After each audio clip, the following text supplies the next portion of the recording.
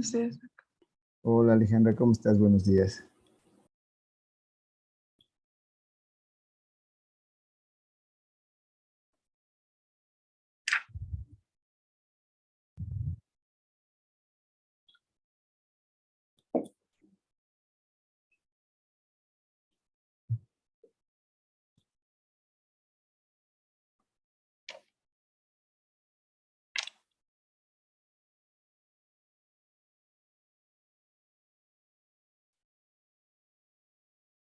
Hola Pablo, buenos días. Alison, ¿cómo estás? Buenos días.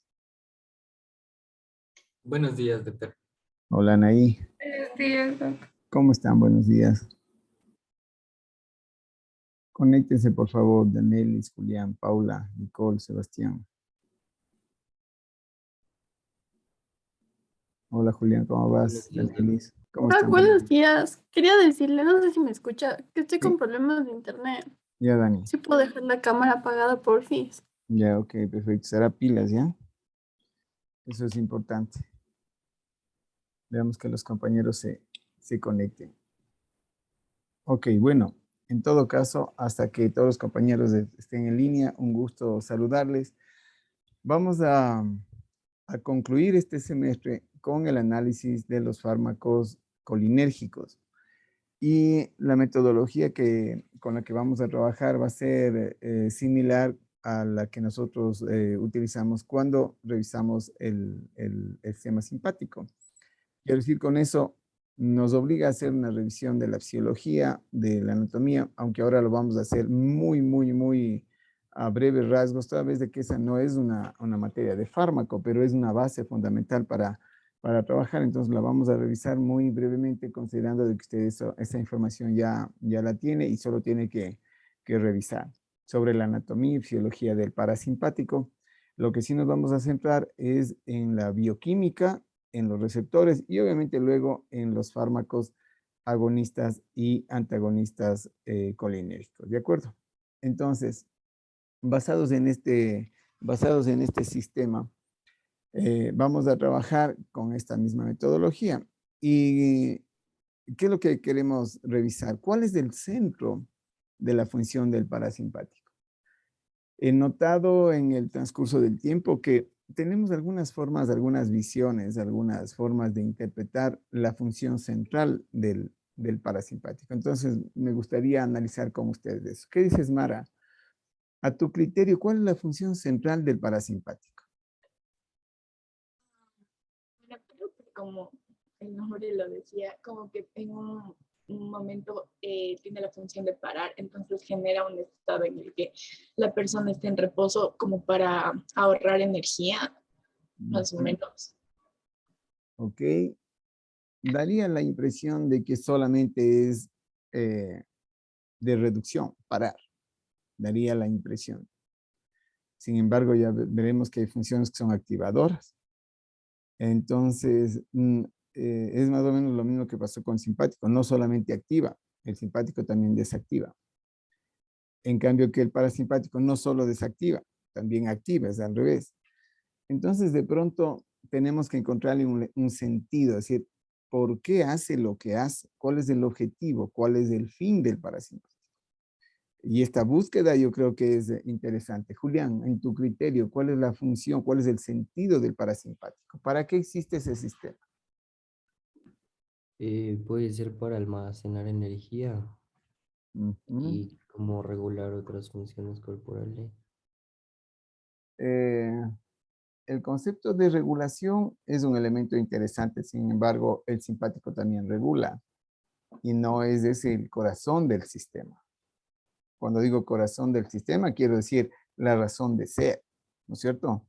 Eh, si es regulador, sí. Sin embargo, es una función como muy inespecífica, es decir, no le doy un sentido, una razón de ser al parasimpático. ¿Qué dices, Dani? Podría ser algún tipo como que de equilibrio, porque si es simpático, digamos, como que tenemos ese concepto que activa, podría ser el parasimpático como que desactiva. Y de ahí iba a preguntar, el parasimpático, no estoy muy segura, no me acuerdo bien, pero era como que el que regulaba el sistema digestivo, y era como que el que activa, entre comillas, Ujú. en vez de Ok, simpático. regula, activa. Y tú me dices que es un regulador del simpático. Voy a poner un ejemplo para interpretar un poco lo que yo siento sobre el parasimpático, el conocimiento del parasimpático. Es como que, eh, digamos, el, el Jaime Galarza tiene su esposa, ¿ya? Y la esposa no tiene nombre y apellido, es la señora de Galarza. ¿Sí me explico? Es como que pierde identidad. Si es que el parasimpático solamente es un sistema regulador del simpático, sería como que pierde identidad. Es decir, su razón de ser está basado en el simpático. Y ahí es donde yo pienso que está perdiendo identidad propia. Cuando nosotros analizábamos a Alejandra, ¿cuál era la función central del simpático? ¿Qué decíamos que era? ¿Para qué sirve este sistema?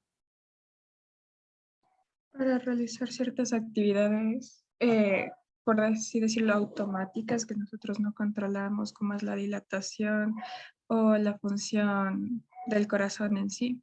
¿Y para qué queremos esa dilatación y esa función del corazón en sí? Yo sé que es Para, involuntaria, pero ¿cuál era la razón de ser? ¿Para qué sirve el simpático? ¿Qué dice Jaime? Era para esta respuesta de lucha y huida, para tener como mejores recursos para estas actividades. Ok, o sea, ahí tengo una razón de ser del simpático. Y a partir de esa razón de ser, entonces entendíamos qué pasaba en la pupila, qué pasaba en el corazón, qué pasaba en los vasos sanguíneos, qué pasaba en el digestivo. Es decir, teníamos una razón de ser. Lo que veo es que no le estamos encontrando la razón de ser del parasimpático. Ser un complemento del simpático es, o sea, no le da sentido realmente. No, o sea, no le da un sentido propio, le da un sentido prestado. Es decir, yo solo quiero con eso regularle al simpático. El prioritario, el principal es el simpático y es uno que le regula. Entonces, yo pienso que estamos perdiendo función. ¿Qué dices, Anaí y luego Nicole? Doc, no sé si estaría bien decir que el parasimpático controla involuntariamente la relajación para mantener la homeostasis del cuerpo. Es una forma muy elegante de decir lo mismo, de decir que lo que quiero es regularle al simpático. Es una forma muy elegante, es decir, homeostasis es un sistema involuntario homeostático de regulación del simpático. Si el simpático es el principal, el parasimpático es secundario que les regula al simpático. No tiene razón de ser.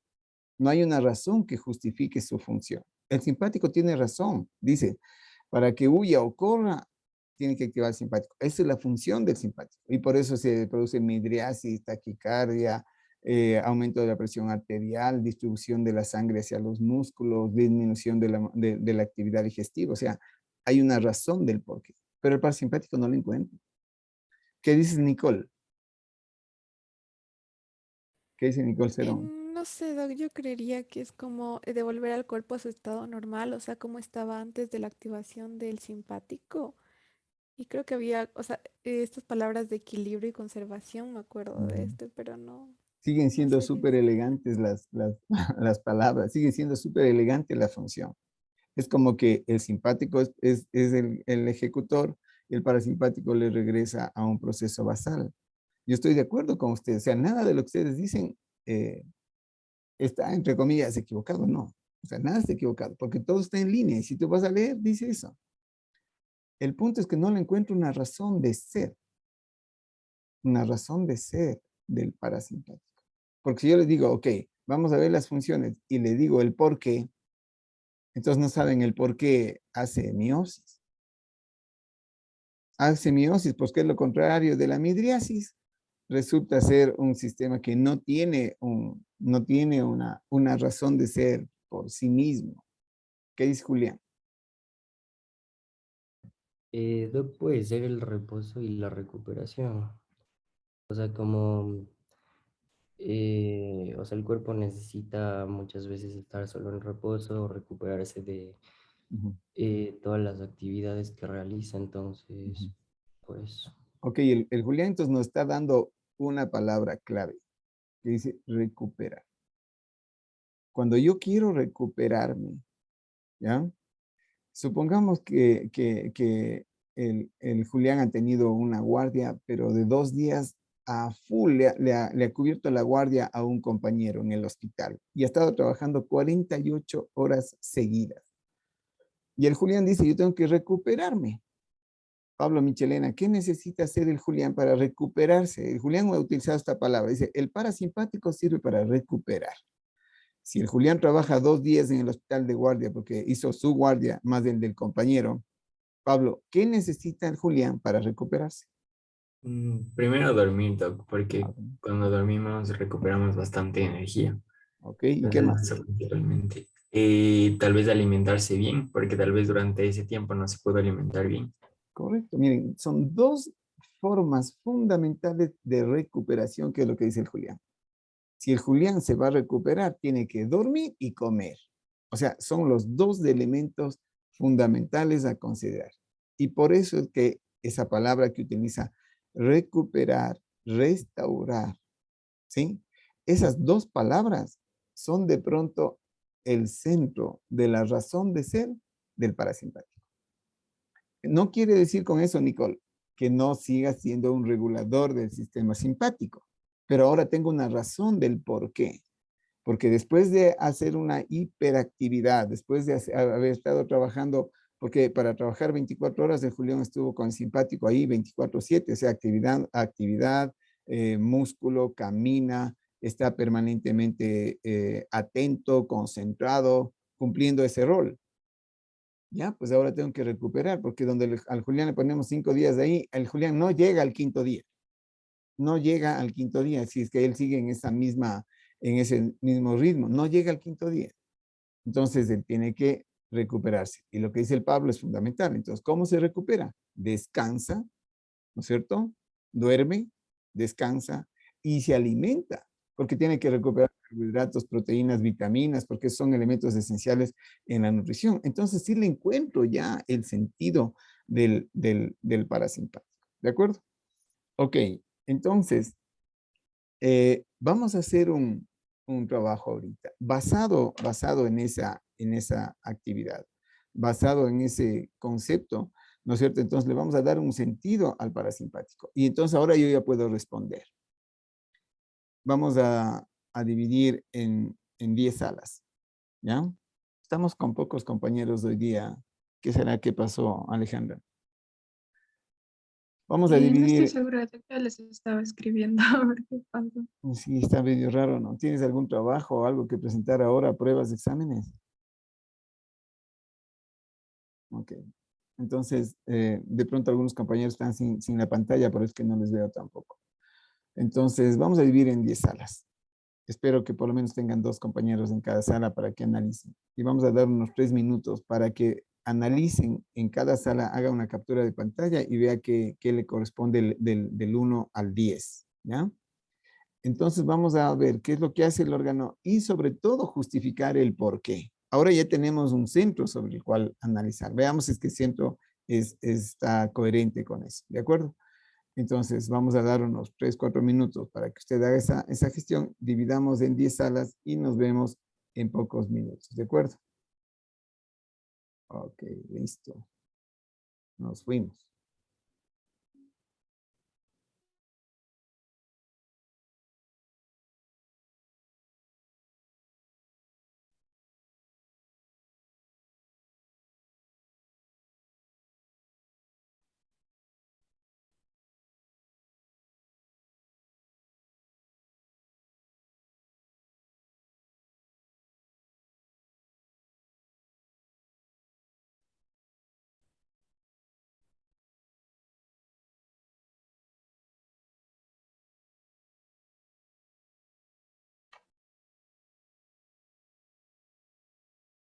Ok, chicos, conéctense, por favor.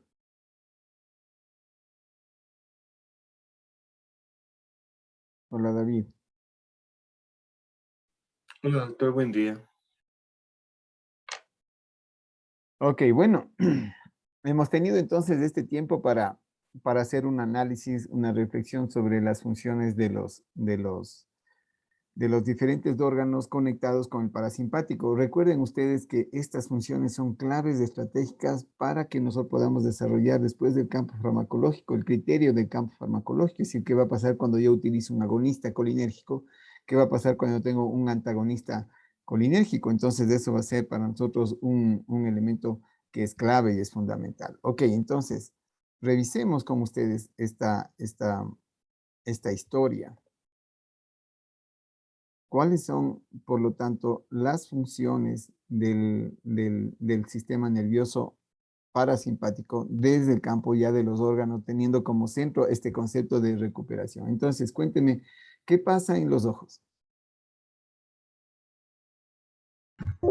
En el caso de los ojos, el efecto parasimpático es la contracción, o sea, la miosis, y esto es para regular la cantidad de luz que va a entrar al ojo, y también también se contrae para mejorar la visión de cerca. Está involucrada en el proceso de acomodación a la lectura. Ok, en cierta forma sí, todo lo que tú mencionas. Lo que no encuentro, Daniel, es la conexión con el centro fundamental de la función del parasimpático. O sea, no la encuentro El- así. La miosis sería para descansar, porque al reducir la cantidad de luz que ingresa a nuestros ojos, ese estímulo molesto para nosotros al momento de dormir disminuye y Exacto, nos da porque Daniel, tú para dormir, ¿qué haces? ¿Prendes la eh, luz y abres las no, cortinas o al revés? al contrario. Ujú. Entonces, apagas la luz, cierras los ojos y cierras las cortinas. Necesitas oscuridad para descansar, para recuperarte. Decía, ¿no es cierto?, que el Julián para recuperarse tenía que dormir, tenía que descansar y tenía que comer. Entonces, la miosis tiene coherencia en el sentido de cerrar los ojos para descansar, es decir, disminuir.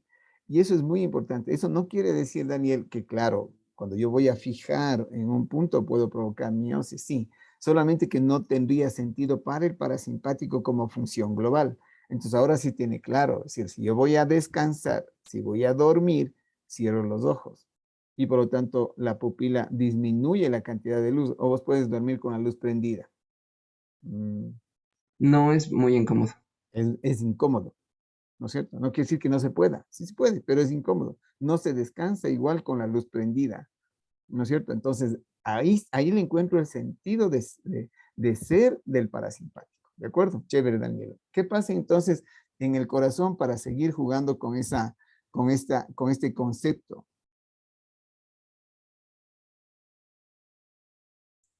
Sí, en el corazón lo que sucedía era inotropismo, cronotropismo y dromotropismo negativo. Y bueno, también disminución de la conductibilidad del nódulo sinusal, inhibición de las terminaciones nerviosas, ¿Y por qué? bradicardia y otras cosas más. Eh, Decía que tanto para ahorrar energía y para como que dar menor irrigación a, digamos, partes más superficiales y concentrarse más en los órganos profundos. ¿Y por qué quieres hacer esto, Jaime? O sea, ¿cuál es la razón del ser del parasimpático? Todo lo que has dicho es verdad. Lo que no encuentro es la razón del por qué haces. O sea, podría ser uy, para digamos que igual descansar tanto los músculos como el propio corazón y entrar como que en un estado de reposo para habría como que menos contracciones musculares y por eso digamos que hay más descanso. Claro. En la noche tienes más contracciones musculares o menos, Jaime, para dormir. Habría menos contracciones, pero del músculo esquelético. El músculo estriado. Correcto. ¿Qué dice Pablo? ¿Cuál es tu argumento? Sí, Doc, justo eso le iba a comentar que leí que el corazón jala mucha energía, entonces el parasimpático lo pone en reposo cuando nosotros, no, cuando nosotros vamos a descansar porque también necesita descansar el músculo. Entonces también lo que va a hacer es inhibir las terminaciones del sistema nervioso simpático, Ujú, de las fibras miocárdicas. Entonces, eso es básicamente lo que hace correcto. el Si, parasimpático. si yo voy a descansar, si voy a reparar, necesito hacer un reposo. El corazón también tiene que descansar. Lo que es claro es que no es que descansa haciendo un paro. Es decir, no se queda el latido a cero, sino que entra en un proceso de reposo basal, ¿no es cierto? Y el corazón no bombea tanta sangre a los músculos, porque en la noche no necesitas los músculos. Los músculos tienen que estar descansando, recuperándose. Y eso es súper importante considerar que la recuperación muscular es nocturna. Ahí se recupera y crece el músculo, como crece o se desarrolla la síntesis proteica. David, los niños, ¿cuándo crecen? ¿Cuando están en clases o en vacaciones? En vacaciones, ¿no? Aquí estaba igual demostrado que la glándula que les ayuda al desarrollo se activaba en horas de la noche y recomendaban que es preferible que el niño descanse hasta ciertas horas y en tal caso si tiene deberes o trabajos, que se levante a hacerlos más de noche por esta ¿Mm? misma situación. ¿Eso? Entonces, mira, esa lógica está súper bien relacionada con el parasimpático. La recuperación, la reparación, trabajar en la noche. Entonces, mira, el corazón disminuye la función, hay miosis para generar un ambiente de descanso. Entonces, ahora tengo mucho sentido al por qué hace el parasimpático lo que hace. La clave está reparar, regenerar, restaurar. Esos serían los centros, ¿de acuerdo? Y para estar coherente con esto, ¿qué pasa con los vasos sanguíneos entonces? Sí, ahí va a dar lo que es una vasodilatación para más que nada tener como la presión, para bajar la presión y más que nada que haya una distribución de la sangre a, por ejemplo, si estuvimos en un estado de alerta, la sangre regresaría a lo que es el sistema digestivo porque de ahí se absorbió sangre para ir a los otros sistemas. Ujú, ok, entonces hay una redistribución contraria, ¿no es cierto? A simpática. La redistribución es, ahora ya no necesito poner en los músculos, saco de los músculos, les pongo inactivos y voy a dar a un sistema reparador. De pronto el sistema, parte del proceso reparador, ya lo mencionaron, va a ser la parte digestiva, entonces yo tendré que poner sangre en el intestino y en el proceso digestivo, porque no es el intestino, es todo el sistema, toda la mecánica de digestión, teniendo como objetivo esto. Vamos a hablar enseguida de ese tema. Ok, Entonces, también me gustaría añadir algo de los vasos David. sanguíneos. También encontré que de pronto está relacionado en esto de lo que era la dilatación de grandes cuerpos. Uno de estos era el ejemplo del pene y otro es un aneurisma, cuando se dilatan estos grandes Ujú. vasos sanguíneos.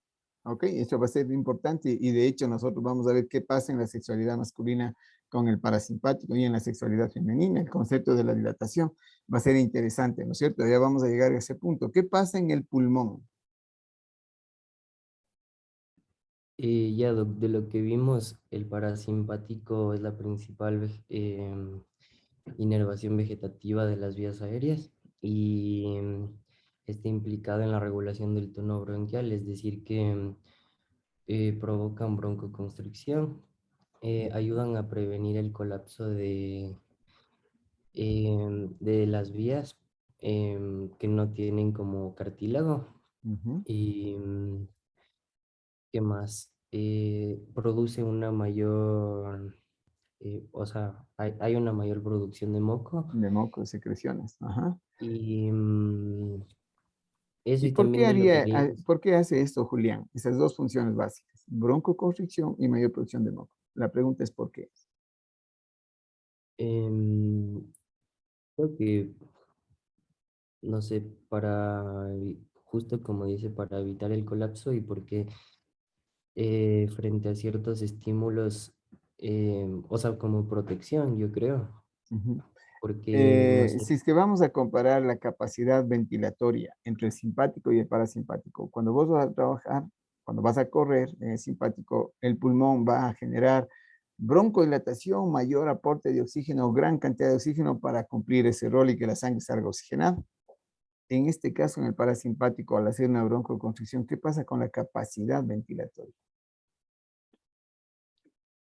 em, o sea, igual es para la relajación y Ujú. también porque de lo que leímos, como que puede haber una hiperactividad de los bronquios frente a ciertos estímulos, como partículas o aerosoles o cosas así. Entonces yo creo que puede ser como protección para que esto no entre tanto al pulmón, En o no parte sé. sí, en parte sí. Sin embargo, un poco no le encuentro bien la conexión del centro que estamos viendo en el parasimpático, es decir, es reparar y restaurar. En la noche no tienes mucha actividad de masas musculares, de masas grandes. Por lo tanto, el pulmón también tiene que descansar. Entonces uno no hace hiperventilación en la noche. Durante el día, durante la actividad, cuando corres, hiperventilas. Pero en cambio, en el momento de respiración, en el momento de descansar, ¿cómo es la respiración? ¿Hiperventila en la noche o qué? No es calmado, o Es sea, calmado.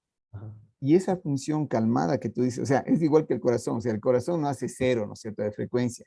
Igual yo mantengo una ventilación basal, pero es una ventilación tranquila. Escucha cómo respira una persona que duerme. Respira cómoda, tranquila, con una frecuencia basal, ¿no es cierto? No es un proceso de hiperventilación. ¿Y eso a qué obedece? Eso obedece fundamentalmente al hecho de que yo estoy dando lo básico, lo fundamental para reparar. Entonces, claro, si mi capacidad ventilatoria en la noche disminuye, ¿ya? Mi utilización, mi fuerza ventilatoria disminuye en la noche, porque yo no tengo que dar tanto oxígeno a tantos tejidos que corren. Entonces, esa es la función fundamental. Recuerdo que estamos hablando de un proceso basal, que quiere decir que existe una frecuencia mínima respiratoria, pero hay broncoconstricción. Y esto es importante, Julián, porque si yo te doy un fármaco que sea colinomimético, que estimule la acetilcolina, uno de los problemas con el que vas a tener va a ser el broncoespasmo. Y entonces vas a tener que lidiar con esa historia. Y por eso para mí es importante saber esta función de broncoconstricción. Cuando yo dé un fármaco colinomimético, si yo no sé dosificar adecuadamente, uno de los efectos secundarios va a ser el broncoespasmo, la broncoconstricción, cuando ya me meto en el campo farmacológico. Entonces, por eso es importante esta conexión. ¿De acuerdo? ¿Qué va a pasar en el aparato digestivo en este proceso reparador? Justamente en el aparato digestivo hace todo lo contrario del simpático porque aquí se va a activar, es decir, que favorece el tránsito intestinal y también la secreción de sustancias porque lo que nosotros queríamos era pues todo este proceso digestivo que es bastante complejo, que era recuperar todos los nutrientes, entonces tenemos que pues metabolizar todos los alimentos que consumimos y de ahí nosotros podemos conseguir la energía que necesitamos para recuperar al cuerpo. Entonces, creo que aquí se daba una vasodilatación porque aumentaba el flujo de sangre para todo este proceso. Ok, entonces tú nos has dicho el contexto general. Se activa todo el programa digestivo que es el procesamiento de alimentos con el objeto de que yo tengo un alimento, imagínate que tengo un pedazo de carne. A ese hay que procesarle, ¿no es cierto? Fragmentarle, hacer que los elementos estén mínimamente, estén muy pequeños para que se puedan absorber, llegar a los sistemas de procesamiento al hígado para recuperar vitaminas, minerales, proteínas, grasas, y eso distribuir a los sistemas, porque yo tengo que recuperar a través de la digestión. La digestión es un órgano fundamental de recuperación de nutrientes para recuperar un proceso energético. Entonces, claro, el aparato digestivo prende el sistema. Entonces, ahí estamos el hecho de que el parasimpático no solamente relaja, que el parasimpático no solamente es un sistema pasivo, ¿no? Totalmente activo, pero activo en el proceso de recuperación. Es muy importante tomar en cuenta, el aparato digestivo funciona perfectamente así, ¿no es cierto? Entonces yo tengo una parte motora, una parte digestiva, pero ¿qué pasa con las glándulas digestivas, como la glándula salival, por ejemplo? Entonces, ¿cómo se complementa en este proceso? De lo que encontramos nosotros era que en el sistema parasimpático se iba a liberar la acetilcolina que iba a interaccionar con los receptores muscarínicos de los acinos encargados de la secreción de salival. Entonces se iba a producir una mayor secreción salival, lo cual nos iba a permitir preparar el alimento que nosotros ingresábamos a la boca. Ok, si es que este proceso es en la saliva, en la glándula parótida, en las glándulas salivales, ¿qué es lo que va a pasar en el páncreas y en el hígado, Alejandra?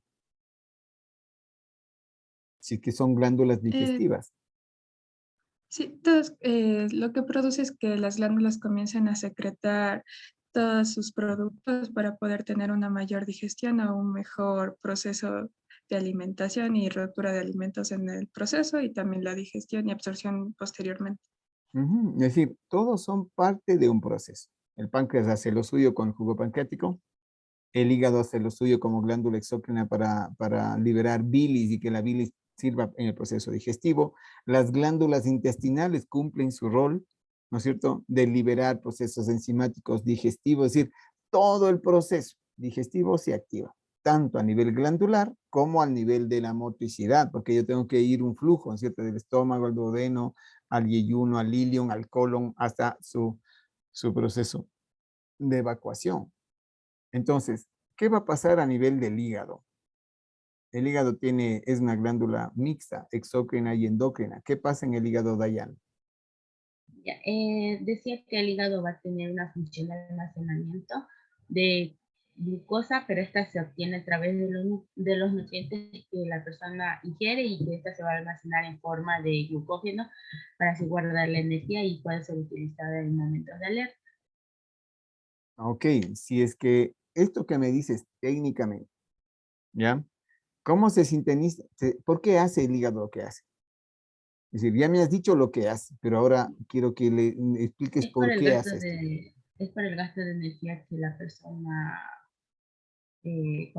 consume o la gasta, por decirlo así, durante en sus actividades en el día. Ya, pero ¿y el parasimpático qué hace? ¿Sí me explico? Es decir, tú me has dicho la función del parasimpático en el hígado. Verás que el hígado tiene dos funciones, una exócrina y una endócrina. ¿Cuáles son las funciones y el por qué hace lo que hace el hígado en el parasimpático? Centrados en lo que hemos venido discutiendo. ¿Sí me explico, Dayana? No es por el gasto de energía. Sí, pero o sea, la pregunta mía es, que, ¿para qué hace? O sea, ¿cuál es la razón de ser de la función que tú me estás diciendo? Tal vez para guardar esa energía y esta sea utilizada posteriormente cuando se active el sistema simpático en Exacto, momentos débiles. ese es para recuperar y guardar y depositar cuando yo tenga que gastar. ¿Sí ves? O sea, ese es el verdadero sentido. El hígado tiene dos funciones. La una, elimina bilis, saca bilis para digerir, ¿no es cierto? ¿Por qué? Porque yo tengo que recuperar nutrientes, tengo que digerir, correcto. Y el uno. Y el otro es reparar y recuperar, almacenar glucosa para yo volver a utilizar. Entonces yo la glucólisis le suspendo y la glucogenogénesis le activo. Cojo la glucosa, le pongo en paquetitos. Y eso va a ser un elemento importante, Dayana. Entonces, ahí estamos claros. Bajo esta misma óptica, ¿qué pasa a nivel de los emuntorios? ¿Qué pasa en la vejiga y en el recto? ¿Qué opinan? Ya, con respecto a la vejiga y el recto, lo que va a pasar es que la vejiga se va a contraer, haciendo así que exista micción. A lo contrario, el recto se va a relajar. Entonces, esto principalmente se va a dar por unos músculos que va a ser, o sea, cuando se activa el sistema parasimpático, lo que va a hacer es contraer el músculo de trusor Ujú. y va a relajar el trígono, ajá, El esfínter. ajá, y el esfínter vesical, que, Ya. Y lo mismo va a pasar en el recto, es decir, yo contraigo la musculatura, ¿sí? Y relajo el esfínter. Ok, eso hace, estoy de acuerdo, Paula. Pregunta de por qué haces. ¿Qué de sentido tiene esto con todo la construcción que hacemos global del parasimpático? ¿Por qué hace esto el parasimpático? Ya, como veíamos anteriormente en el simpático, necesitábamos relajar la vejiga. Esto se daba para tener bueno, por así decirlo, el almacenamiento de la orina mientras estamos en el estado de huida. Sin embargo, en este sistema parasimpático, lo que vamos a hacer es contraer la vejiga para que exista micción. Y esto se da para, como para relajar el cuerpo, podríamos decirlo, para que exista ay, no sé cómo explicar. Es medio interesante analizar el por qué, así. Es medio interesante el por qué el parasimpático tiene este rol. Yo argumentaría de pronto así. No sé, algún compañero antes de que yo argumente ahí. ¿Por qué creen que el parasimpático permite un proceso de evacuación? Porque en los dos campos son evacuatorios, ¿no es cierto? Tanto en la micción como en la defecación son dos de evacuación. La pregunta es ¿por qué? Podría ser para eliminar desechos en la orina. ¿Por qué? Porque como parte de la digestión es un proceso de evacuación de desechos. Es decir, yo tengo alimentos, ¿no es cierto?, que tengo que venir a procesar. Imagínate que vos vas al Supermax y traes todos los alimentos, cocinas. Con lo que cocinas es el procesamiento de la digestión, te alimentas, te nutres, pero siempre hay desechos. ¿Qué haces con los desechos normalmente en la cocina? Eliminas. Organizas, separas los alimentos y eliminas. Vos pones, normalmente debemos tener en nuestra cocina dos fundas, ¿no es cierto? Una para orgánicos y otra para desechos plásticos, inorgánicos. Es lo mismo lo que separaste, uno en la orina y otro en la deposición. Separaste y luego botas. Entonces, parte del proceso de la recuperación implica procesar alimentos y parte de ese procesamiento es eliminar los desechos. Entonces, es súper coherente. Por eso el parasimpático hace lo que hace. Y hace en horarios que están vinculados con el descanso. Uno orina y va a dormir. ¿No es cierto? Se levanta, va al baño, termina este descanso, empieza la actividad. Entonces son elementos que son coherentes con esto. Es parte de la depuración, es parte de la nutrición, la eliminación de los desechos. Entonces con eso yo tengo más un sentido adicional, Paula. Entonces estamos de acuerdo contigo aquí. ¿Qué pasa con la sexualidad masculina y femenina? ¿Qué rol cumple el parasimpático? En la sexualidad masculina existe el estímulo de la erección y la excitación como tal. También se encargaba de las secreciones por parte o sea, de algunas glándulas. De las glándulas a nivel. Hablaba sobre el epitelio secretor para liberar fluidos. En También conclusión, hablaba ¿qué hace? En conclusión, o sea, ¿cuál es el sentido del parasimpático en el campo sexual? Es decir, ¿qué hace? iniciar la actividad sexual, por lo que hablaba sobre funciones colinérgicas vasodilatadoras para que se produzca la erección en el hombre. Entonces es una actividad preparatoria para un coito. Es un proceso preparatorio. Y eso es muy importante, porque para tener un coito necesita tener ese proceso vasodilatador, todo técnico ahí, pero es una fase preparatoria. Y como coherencia debería ser exactamente lo mismo en el campo de la sexualidad femenina. Entonces, ¿qué pasa en la sexualidad femenina? Ya aquí decía que la estimulación de estos plexos nerviosos parasimpáticos iba a ser el responsable de la erección genital, causando también lo que es la secreción vaginal y una ingurgitación venosa, o sea, la acumulación de sangre justamente en el clítoris, lo que causaría la erección del clítoris. Básicamente, o sea, esta sangre se quedaría atrapada en los tejidos cavernosos y presionaría el resto de los órganos, lo que también decía que tenía que ver con esto del sistema vascular, porque los labios genitales como se van a enrojecer debido a que va a haber una vasodilatación. Y también decía esto de que la vagina puede humedecerse y lubricarse más, esto debido también a la contracción de la vejiga que vimos antes y que puede liberar fluidos. Y también creo que había una estimulación de lo que eran las glándulas de Skene y Bartolini, que son las que liberan los fluidos. Correcto, entonces tanto en el campo masculino como femenino tienes dos elementos, preparar, ¿no es cierto? Es una preparación para un coito, porque si nosotros tenemos un coito con un proceso genital con sequedad, hay una dispareunia, hay dolor. ¿Ves? Entonces la lubricación es importante. La vasodilatación para una erección es fundamental. Es un proceso preparatorio. Así como prepara el aparato digestivo para captar los alimentos, prepara los genitales para un coito. Es un proceso de preparación. Es fundamental este contexto. Entonces ahora sí ya tenemos ya una idea mucho más global sobre este campo. ¿Qué va a pasar en el tejido adiposo? ¿Qué dices, Nayeli Guamán? ¿Qué va a pasar en el tejido adiposo con el parasimpático? ¿Cuál será ese sentido si construimos con el mismo modelo? ¿Qué debe pasar, Nayeli?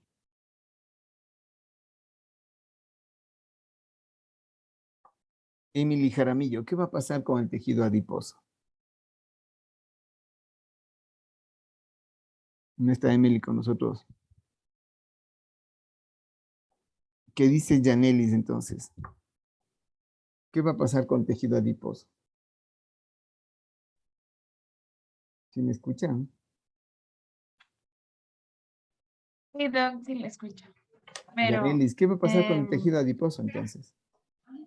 a ver, Para complementar toda esta lógica, es decir, no busques sino en tu criterio, en tu razonamiento. ¿Qué debería pasar con el tejido adiposo y el parasimpático?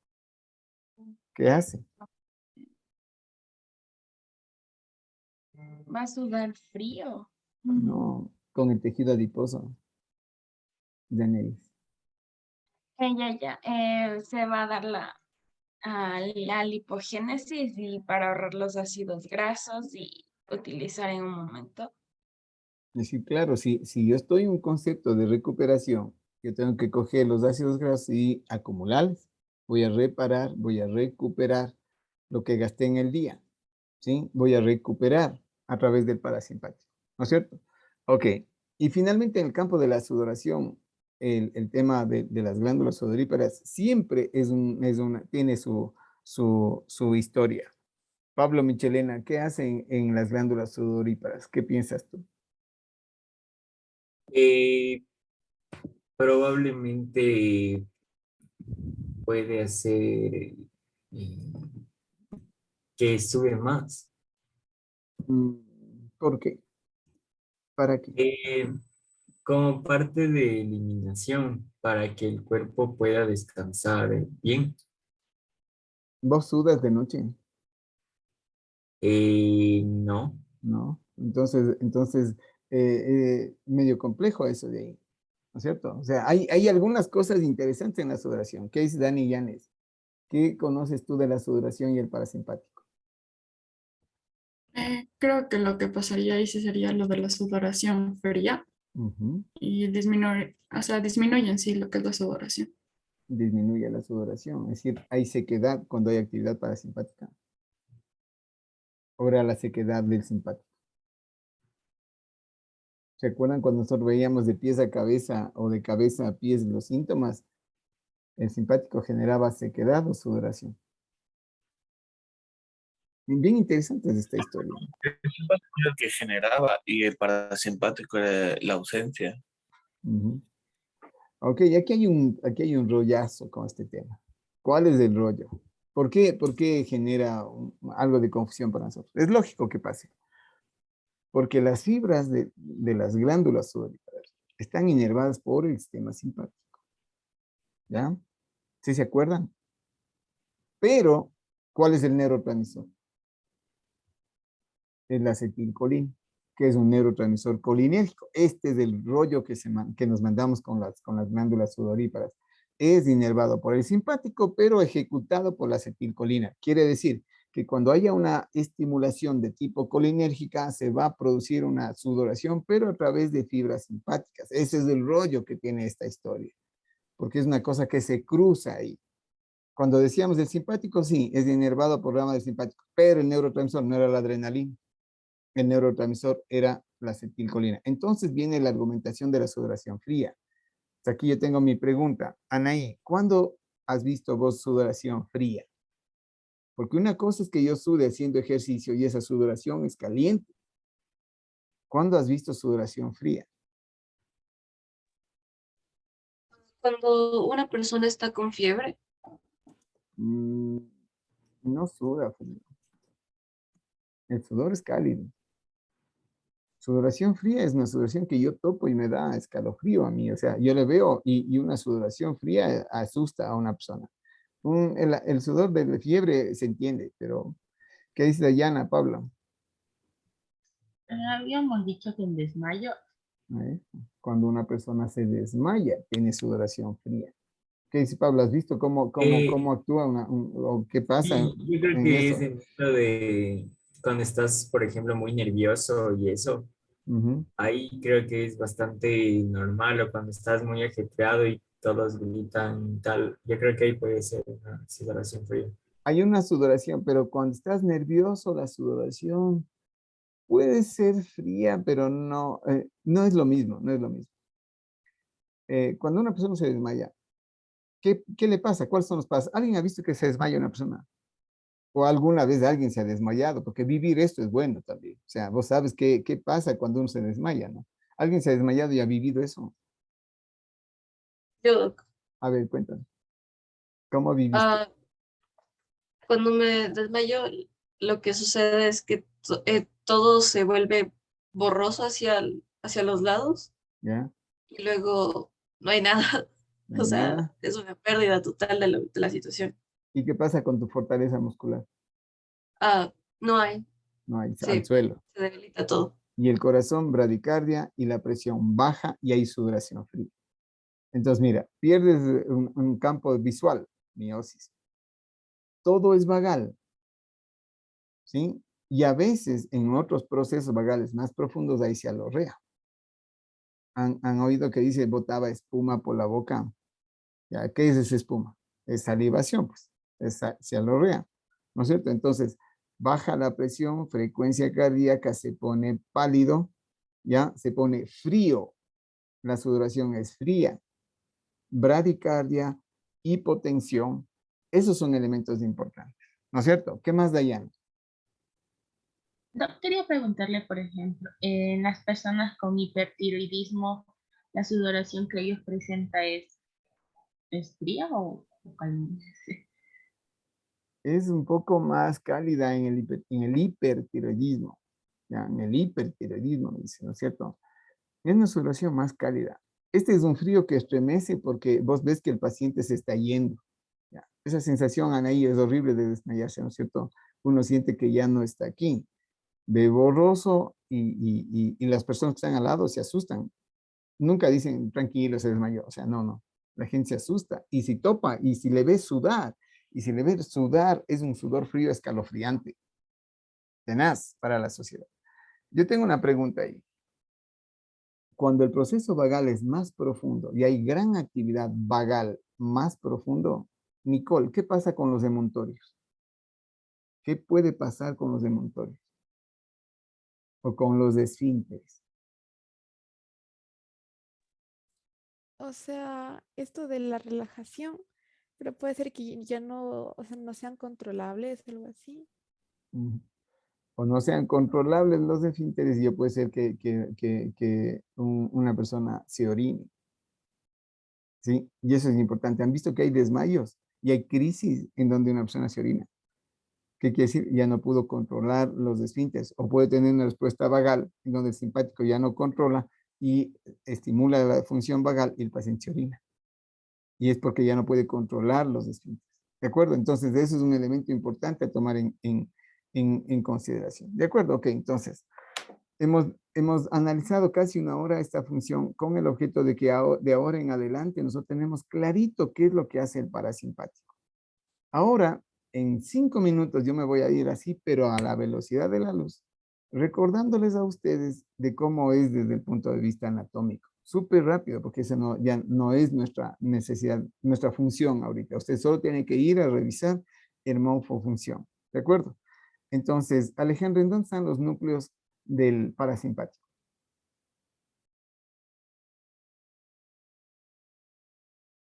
¿Qué dice Alejandro? ¿En dónde están los núcleos del parasimpático? Me parece que están cerca de los órganos a diferencia de los del simpático. Los núcleos de origen no están ahí. Ahí están los ganglios, que son diferentes. Una cosa es el núcleo y otra cosa son los ganglios. Entonces, ¿qué dice Nicole? No es eso de a nivel cervical, lumbar y sacro? No, porque ese sería el simpático, Nico. Es decir, ¿en dónde están los núcleos? Ya, vamos a hacer, 5 minutos. Estos 5 minutos les voy a recordar qué tienen que ir a estudiar. ¿Ya? La necesidad de su conocimiento, que usted ya revisó, no sé si en primero, en segundo o en tercer semestre, pero esto usted ya revisó, ¿de acuerdo? Entonces, ¿qué es lo que queremos recordar? Que nosotros tenemos el sistema parasimpático, ¿no es cierto? Este sistema parasimpático que es activado, o el neurotransmisor fundamental es la acetilcolina, que nos sirve para, o como función fundamental es la recuperación, la restauración, y para eso nosotros lo que hacemos es descansar, dormir, y tenemos las funciones de los diferentes sistemas, ¿cierto? Miosis, disminución cardíaca, vasodilatación, disminución de la actividad bronquial, ¿no es cierto?, de broncoespasmo, mucha actividad digestiva, recuperación, activación del sistema y todos los procesos digestivos glandulares y motores, ¿no es cierto?, con liberación de ácido clorhídrico, de jugo pancreático, jugo biliar, salivación y estos procesos de estimular los temas de evacuación, tanto en la micción como en la deposición, una fase preparatoria sexual. Es decir, todas estas funciones que nosotros ya hemos visto, no es una función solamente controladora y reguladora del simpático, sino tiene un sentido propio que es la reparación. ¿De acuerdo? Datos adicionales. Desde el punto de vista de las vías de conducción, el sistema parasimpático también tiene dos neuronas, una preganglionar y una postganglionar. La preganglionar es súper larga porque viene desde los núcleos centrales de los 4 nervios craneales, ¿no es cierto? El motor ocular común, el facial, el glosofaringio y el neumogástrico vago, de los 4. Ahí están los núcleos, están a nivel central. Y hay un segmento sacro que viene de la médula. Entonces, Nicole, los que mencionabas, esos eran más del simpático. El parasimpático, los núcleos son a nivel del tronco cerebral, ahí están los núcleos y salen a través de los nervios craneales. Entonces, esta fibra nerviosa es súper larga. El ganglio, estoy de acuerdo, como mencionaba hace un momento, el ganglio está muy cerca al órgano efector. Por eso es que la neurona postganglionar es muy corta, es pequeña. Los dos neurotransmisores, tanto en el ganglio como en la actividad muscular, son acetilcolina y por eso a este sistema parasimpático se le conoce como sistema colinérgico. ¿De acuerdo? Entonces, elementos importantes de diferenciación entre el simpático y el parasimpático. Se llama vago porque está por todo lado. Hay que tener mucho cuidado en interpretar al vago como un sistema relajado que no hace nada, o sea, hay que tener mucho tino con esa mala o inadecuada interpretación de la función del sistema, del sistema vagal, ¿no es cierto? Que es prioritaria. Entonces, los núcleos del parasimpático se encuentran a nivel del tronco cerebral y que corresponden a estos 4 pares craneales, ¿no es cierto? El motor ocular, el facial, el glosofaringio y el neumogástrico. Y como hemos mencionado, ¿cómo funciona? Yo tengo el núcleo, por ejemplo, ¿ya? De Edinger-Westphal, por ejemplo, en el motor ocular común. La fibra preganglionar es muy larga, llega al ganglio, que en este caso puede ser el ganglio ciliar, y luego al ojo que está cerca del ganglio, y tengo la neurona postganglionar muy corta. En los dos casos aquí tengo acetilcolina.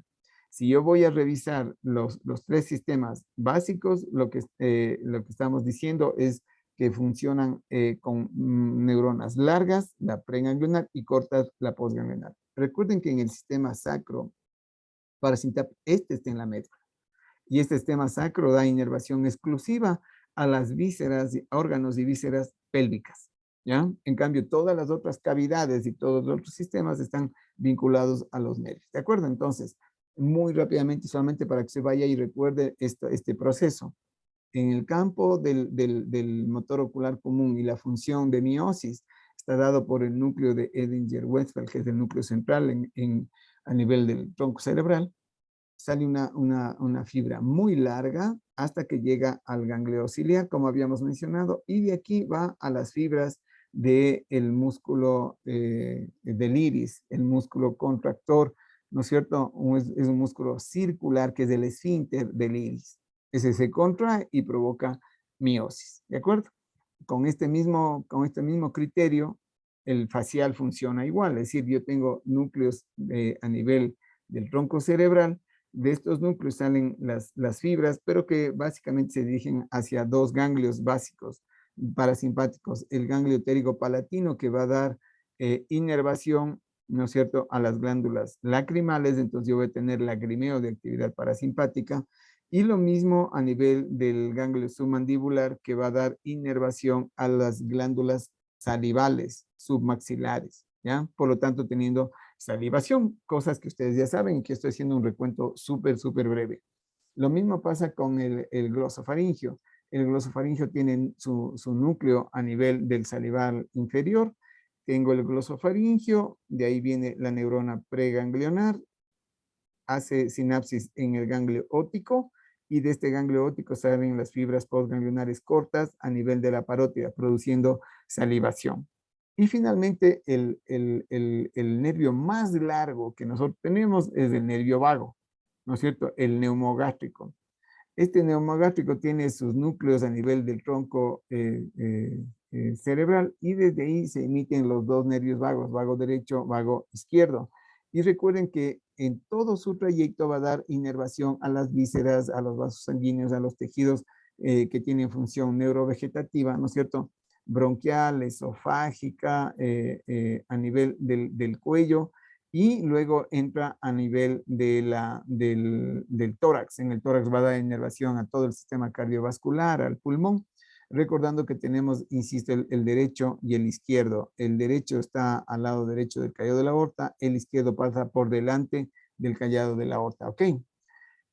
Una vez de que ha dado inervación en el tórax, entonces pasa el diafragma y va a dar inervación a todas las vísceras y órganos de la cavidad abdominal: estómago, páncreas, vaso, hígado, intestino delgado, intestino grueso y todos los sistemas glandulares ahí. Y finalmente el plexo sacro, que va a dar inervación a el sistema de los órganos y vísceras que están en la pelvis, ¿ok? Recordar que el sistema de sudoración tiene inervación simpática, pero el neurotransmisor es la acetilcolina. Y eso es lo que nosotros ya mencionamos. ¿De acuerdo? Entonces ya las funciones nosotros hemos visto. Ahora, ¿qué vamos a ver? Con esta historia nosotros vamos a ver cuál es el neurotransmisor, cómo se sintetiza y cuáles son los receptores. Ese es el siguiente punto fundamental a trabajar. Ok, empecemos con el neurotransmisor. El neurotransmisor fundamental del parasimpático es la acetilcolina. De ahí el hecho de que este neurotransmisor o este sistema le llamemos un sistema de tipo colinérgico, ¿ya? Entonces, ¿de dónde proviene la acetilcolina? Hagamos un recorderis. Nicole, ¿de dónde proviene la adrenalina y las catecolaminas? ¿Cuál es el precursor? ¿Te acuerdas? Del simpático, ¿cuál era el precursor? Sí, o sea, me acuerdo de la cadenita como iba, pero no, a ver. ¿Cuál era? Janelis, ¿cuál era el precursor del simpático? De la adrenalina, de la noradrenalina, de las catecolaminas. ¿Cuál era el precursor? ¿En serio? ¿Tan prontito se olvidaron? Alejandra, ¿cuál era? La tirosina. La tirosina. Tirosina. La tirosina, la fenilalanina. Entonces, era un aminoácido fundamental, ¿no es cierto? Y yo tenía alimentos que eran los generadores.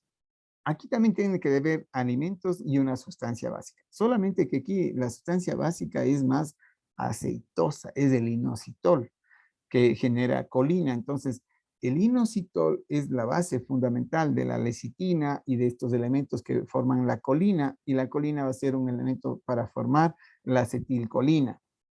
Esta colina, ¿cuáles son los nutrientes que generan a esta colina?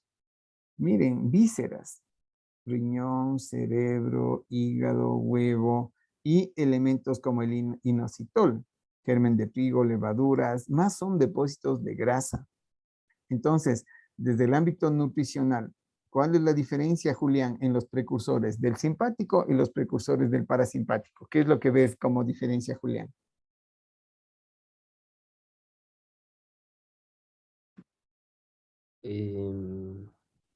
O sea, como diferencia. ¿Cuáles son los alimentos? ¿Cuál es la diferencia en la nutrición que estimula el simpático y la nutrición que estimula el parasimpático? A ver, en el simpático podemos encontrar como alimentos fermentados, como... No solo, no digo tiramina, digo tirosina, fenilalanina. El simpático se nutre de proteínas, carnes, ah, huevo, leche, pescados, granos, cereales, leguminosas, ¿sí? Full proteína. ¿Qué estamos viendo de diferencia, Pablo, con el parasimpático? El parasimpático tiene su precursor en la colina, pero ¿en dónde están los alimentos que tienen ese precursor? Puede ser, Mira lo que estamos pero indicando.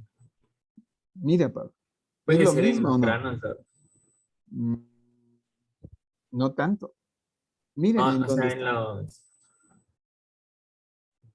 en la cebada. Sí, claro, pero mira todo esto. ¿Qué es lo que vemos de común ahí? Cerebro, riñón, hígado, vísceras, huevo, aceites. ¿Qué es qué tenemos ahí de común? Elementos más grasos. ¿Sí estoy claro con esto o estoy generando una confusión? O sea, para mí está súper claro, pero noto que ustedes no tienen claro el panorama. ¿Qué dice Nayeli? Sí, justo te iba a decir que en el parasimpático intervienen como alimentos ricos a nivel adiposo, o sea, que tienen como estas grasitas. Y no sé si aquí entre en este ejemplo. Yo conozco, no recuerdo de qué animales, pero le dicen el bille. ¿Ya? Y no sé si esto también entra aquí. Creo que es de la vaca, no Puede recuerdo muy ser bien, una, pero si es que es también es una adiposo. víscera, puede ser. Si es Sí, que es es una una víscera. víscera. Si es que es Podría una ser. víscera, sí, porque en las vísceras hay grasas. ¿No es cierto? ¿Han Ujú. comido tripa miski? Sí, eso también creo que ¿Es puede más ser. proteína o es más grasa? Más grasa, creo. Más grasa. Entonces, si se dan cuenta, en el simpático mi fuente es fundamentalmente proteica. En cambio, que en el parasimpático mi fuente es más aceitosa, es más grasa. ¿De acuerdo? Y esos son importantes. Entonces, ¿cómo funciona el metabolismo? El metabolismo es mucho más sencillo que con lo del simpático. Es un metabolismo más simple con la producción de la acetilcolina. ¿Cómo viene esta producción? Es un tema muy sencillo, pero que tiene que estar pilas, ¿ya? La colina que acabamos de ver se une con con la acetilcoenzima A. La acetilcoenzima A más la colina se transforma en acetilcolina. Esta transformación se produce gracias a una enzima que se llama la colinacetiltransferasa. Aquí está escrita, mira, colinacetiltransferasa. Cuidado se vaya a confundir con la acetilcolinesterasa, que es otra enzima. Se llama la colinacetiltransferasa. Así se forma la acetilcolina.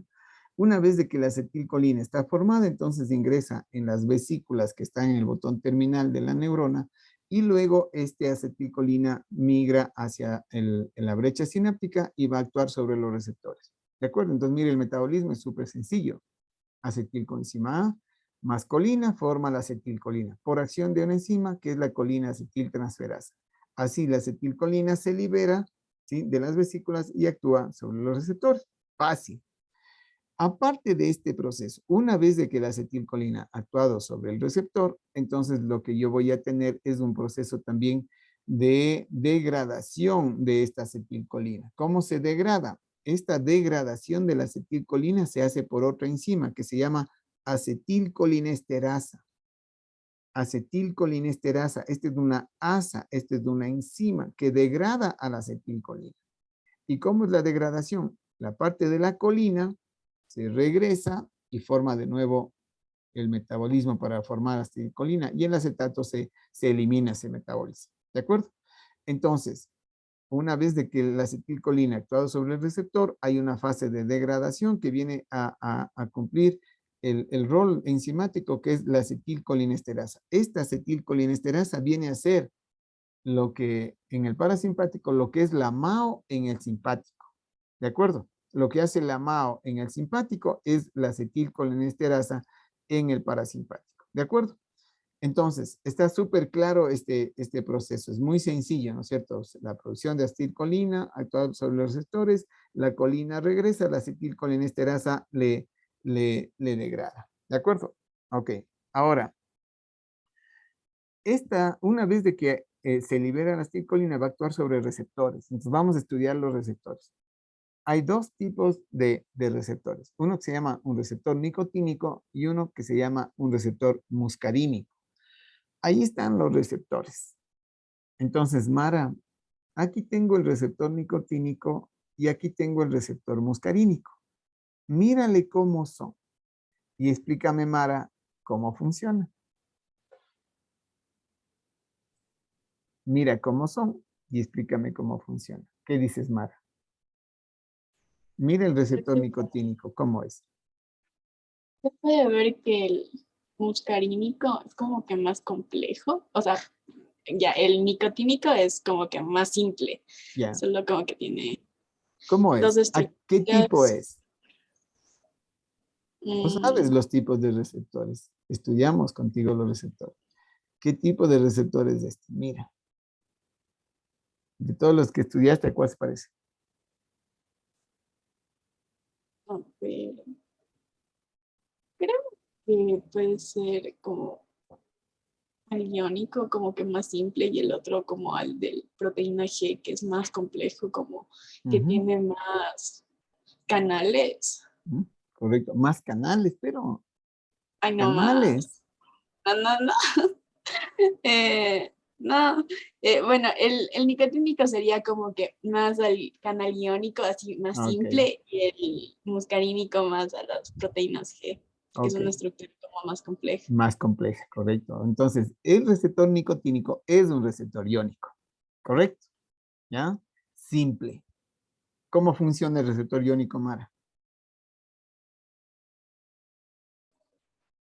El receptor iónico era que se captaba los iones y simplemente pasaban mediante el canal, sería. Eso, pasaba por el canal. Así de sencillo. Ese es el sistema de señalización del receptor iónico, ¿no es cierto?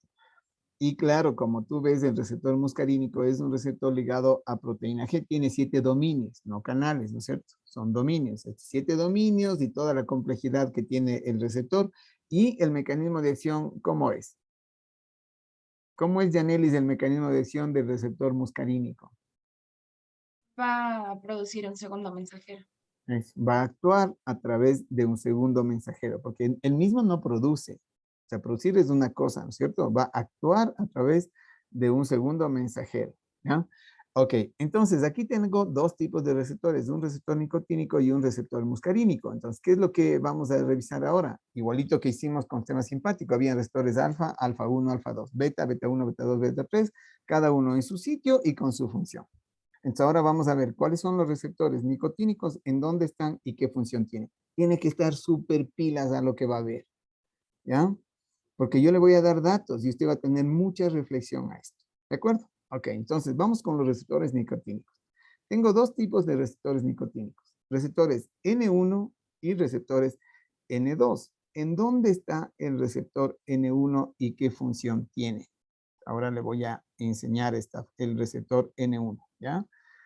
Así es el receptor N1, es un receptor nicotínico. Este receptor nicotínico es un receptor iónico. Mira cómo es, pilas a esto.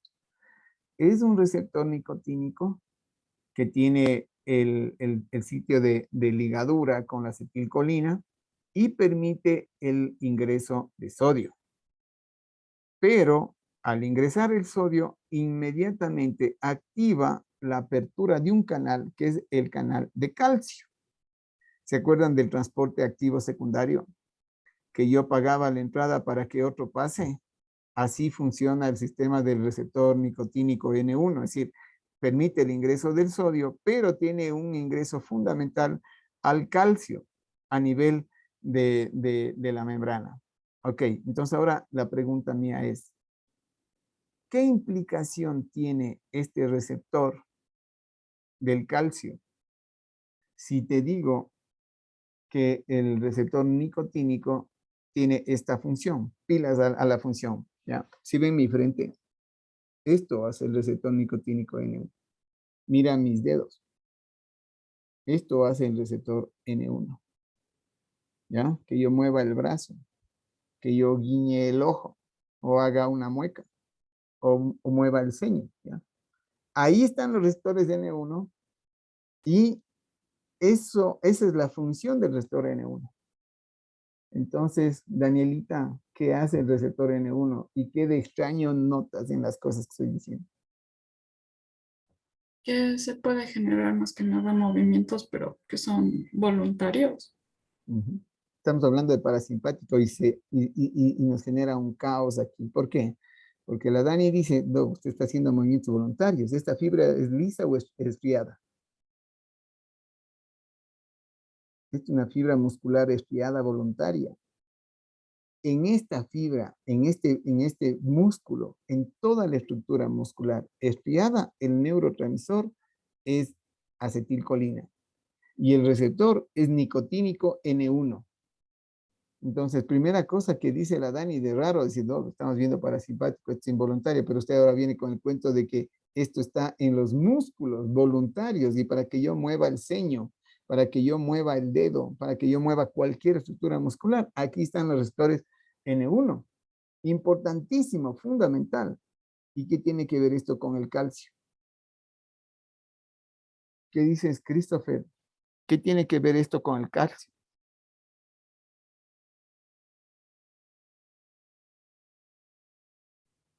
¿Qué dice Sebastián Bastidas? ¿Qué tiene que ver esto con el calcio? Chuta, hoy no sé, me confundí en la, o sea, en la función, Doc.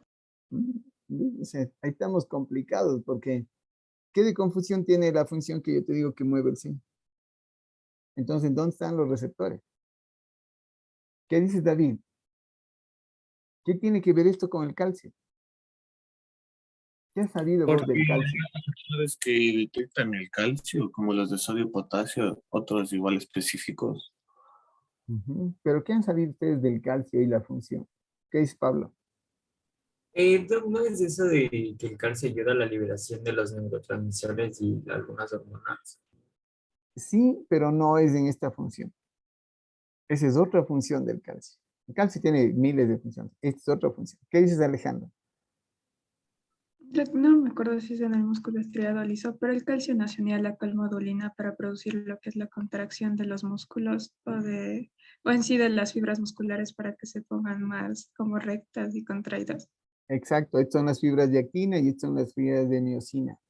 La acción para la unión de las fibras de actina y miosina dependen del calcio. Y por eso es que el receptor nicotínico permite el ingreso del sodio y activa el calcio. Ingresa el calcio y se produce una contracción muscular. Entonces, la contracción muscular voluntaria, estriada, de toda la musculatura depende de estos receptores de N1. ¿Y estos receptores de N1 en dónde están entonces?